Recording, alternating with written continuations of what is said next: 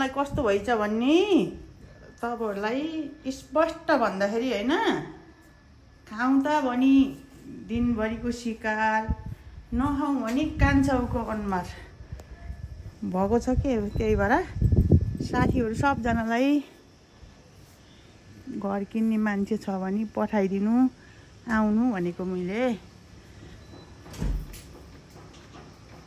उहिलेका बुढाबुढी त भन्थे नि होइन, खाउँ त भनी दिनभरिको, नखाउँ भनी दिनभरिको शिकार, खाउँ भने कान्छुवाको अनुहार जस्तो भएको छ।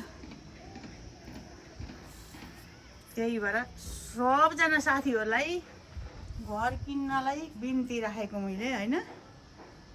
ल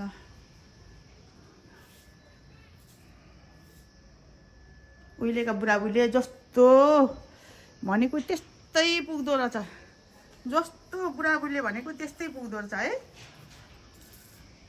त्यही भएर नबनाउने भन्दा भन्दै बनाएर अहिले कान्छौको अनुहार बनाएछन् मलाई। यो घर त्यही भएर बेच्ने भनेर हजुरहरूलाई बिन्ती बिसाको। जय कृष्ण,